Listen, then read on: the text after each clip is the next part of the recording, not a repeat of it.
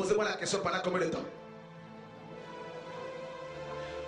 De la naissance du premier vase en 325 jusqu'au 16e siècle, ça fait combien de temps à votre avis?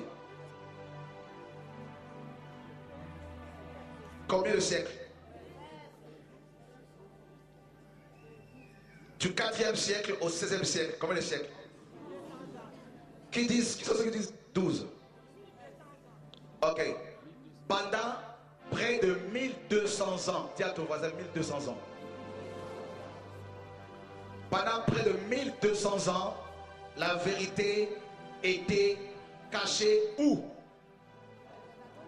Dans le premier vase, qui est le catholicisme romain.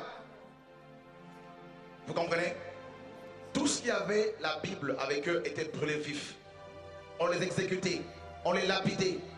Et comme on nous l'a dit ce matin, les empereurs romains, la plupart d'entre eux, ont persécuté l'Église.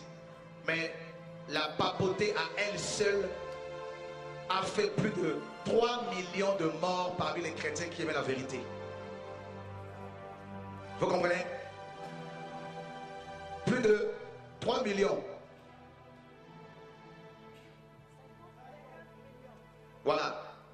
Donc en tout cas, dans les statistiques que j'ai, c'est marqué clairement plus de 3 millions. Donc vous vous rendez compte que les véritables enfants de Dieu qui aimaient la vérité comme vous et moi, nos aînés, ont été brûlés vifs, lapidés, sciés, parce qu'ils voulaient, parce qu'ils aimaient cette parole, parce qu'ils aimaient le fondement apostolique, parce qu'ils voulaient vivre l'église primitive. Le premier vase a retenu pendant 1200 ans la vérité captive. Ceux qui voulaient aller vers Dieu, il fallait qu'ils passent par les prêtres, comme nos pasteurs aujourd'hui. Ceux qui voulaient la prière, il fallait qu'ils passent par les prêtres. Et mes amis, laissez-moi nous dire, suivez très bien l'enseignement. Il ne faut pas seulement qu'on soit excitable, hein? Excité. Il faut qu'on aime la parole et l'histoire de l'église, parce que c'est notre passé. Nous sommes vieilles, l'église est vieille de 2000 ans. Donc si vous ne connaissez pas votre passé, vous aurez du mal à appréhender l'avenir. C'est important d'être enseigné. Et que cette vidéo soit diffusée massivement. C'est important ce que Dieu nous dit ce soir. Est-ce que vous suivez? Donc, maintenant, le catholicisme romain, le premier vase, a interdit la communion fraternelle, le repas du Seigneur, la Pâque du Seigneur autour d'une table, avec la vraie nourriture, du pain et du vin, comme la parole exige. Ils ont imposé le catéchisme, les enseignements avant le baptême. Si on vous demande d'être enseigné avant d'être baptisé, ça remonte au concile de Nicée. Toutes les personnes qui étaient baptisées dans la Bible, vérifiées, étaient baptisées le jour de leur conversion. Le baptême d'eau était le signe visible de la conversion. Du coup, avec le premier vase, le baptême est devenu plus important que la foi. Alors, ils ont, mes amis, imposé l'habit du dimanche. Vous savez comment nous nous habillons pour le dimanche?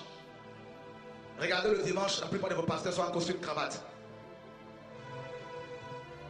C'est ils ont imposé une tenue du clergé.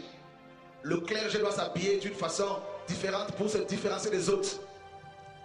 Et puis, pendant 1200 ans, l'église romaine a régné. A régné. C'est grave. La vérité était cachée dans ce vase. Mes amis, vous pouvez la cacher pendant 2, 3 ans, 4 ans, mais 1200 ans. Entre-temps, il y a eu des hommes et des femmes qui étaient utilisés par le Seigneur, mais ils ont été lapidés, traités d'hérétiques, traités de magiciens, de gourous, de faux prophètes, antéchrist. Le catholicisme, le premier vase, a fait la guerre aux réformateurs, aux défenseurs de la saine doctrine. Pendant des années et des années, la Bible dit, ils n'ont pas aimé leur vie jusqu'à craindre la mort. Et ils ont connu la mort à cause de la vérité qu'ils avaient prêchée. Mais Dieu, dans son amour, va susciter des hommes. Suivez très bien. Calvin en France, Luther en Allemagne, Zwingli en Suisse. Dieu va, Jean Hus, n'est-ce pas, en Europe de l'Est. Dieu va commencer à les utiliser pratiquement en même temps. Mais bien avant eux, il y a eu d'autres précurseurs comme Farel, qui était aussi un catholique et qui même dans ses écrits dit, moi Farel, j'ai longtemps cru que l'hostie que j'avais entre mes mains, c'était elle, mon seul véritable Dieu. Et mes amis, Farel a commencé à prêcher la vérité. Il était persécuté. Il a préparé la voie à Luther, à Calvin. Dieu commençait 1200 ans après à sortir l'évangile du premier vase, des hommes et des femmes qui étaient dans le premier vase, qui étaient en prison dans la dénomination catholique romaine. Le premier vase, il y avait le peuple de Dieu qui était là-dedans, qui cherchait Dieu avec leur cœur, qui désirait la vérité. Le Seigneur par son esprit a commencé à mettre l'amour de la vérité dans leur cœur, à ouvrir leurs yeux. Ils ont commencé à se lever. Des voix ont commencé à se lever, à monter, à dénoncer l'apostasie au sein du système catholique du premier vase. Ils ont été persécutés. Il y a eu Calvin, Luther, tout ça qui ont commencé à parler. Luther était dans sa bibliothèque en train de lire la Bible qui était complètement dans la poussière. Il cherchait la vérité. Il sentait qu'il était condamné, qu'il n'avait pas l'assurance du salut. Et à cette époque, pour être sauvé, il fallait payer, mes amis, les indulgences. D'ailleurs, pour votre information, la dîme dans vos églises a remplacé les indulgences. Il y a même des gens qui ont des visions, qui écrivent des livres, qui vous disent qu'ils ont été au ciel et qu'ils ont vu des gens construire des maisons parce qu'ils payent, ils donnent l'argent. Personne ne peut construire sa maison en donnant l'argent au ciel. C'est Jésus qui a dit, je m'en vais vous préparer une place.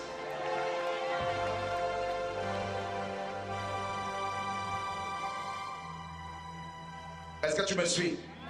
Vous avez des livres comme Le paradis est si réel, un livre complètement qui sort de l'enfer et dédicacé, mes amis, préfacé par Yogi Cho. Cette femme qui vous dit, ceux qui ne payent pas la dîme n'iraient pas au ciel. C'est un mensonge, mes amis. Ils ont changé la vérité de Dieu en mensonge. Je vais prendre mon temps, on va tout dénoncer bien comme il faut et vous aurez toutes les informations au nom de Jésus de Nazareth.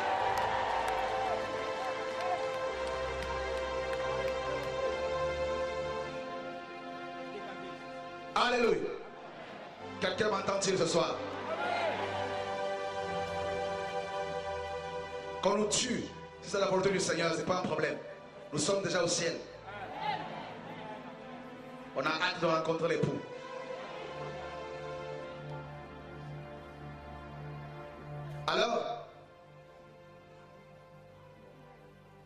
Alors, Luther qui n'avait pratiquement jamais lu la Bible,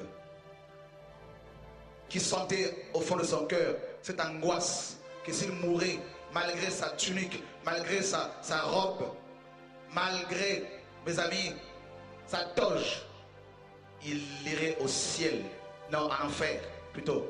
Et Luther a commencé, l'esprit a commencé à travailler son cœur. Un jour, il rentre dans sa bibliothèque, il tombe sur une Bible complètement poussiéreuse. Il va l'ouvrir comme ça, tout à fait par inadvertance d'après lui, mais c'était conduit par l'esprit. Il tombe sur Romains 1,17. Le juste vivra par la foi. Et ce n'est pas par les œuvres. Et parce qu'il se flagellait pour pouvoir obtenir le pardon de ses péchés. Et là, il a eu une illumination. Un éclairage, photis en grec. Rendre évident la révélation. La parole était devenue une évidence évidente pour lui. Alléluia. Il a été éclairé et il a commencé, mes amis, à proclamer le salut par la foi. Pendant 5 ans, Luther a essayé de convaincre ses amis catholiques. Il a rencontré d'autres prêtres que lui pour leur dire, écoutez, nous sommes dans le faux, nous sommes sur une fausse route, revenons à Dieu, voilà ce que Dieu m'a révélé. On ne peut pas imposer les indulgences au peuple. Le pape n'est pas le représentant officiel du Seigneur sur la terre. C'est une hérésie. Il a commencé à dénoncer ouvertement le système, à dénoncer tel Élie, Jean-Baptiste, tel Jérémie, tel Ésaïe. Il a commencé à dénoncer tel Paul, frère. Il a été persécuté pendant 5 ans. Alors,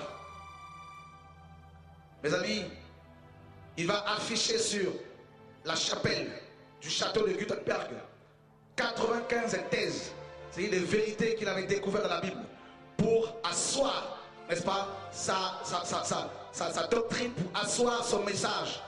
Et il va y avoir au moins 5 principes.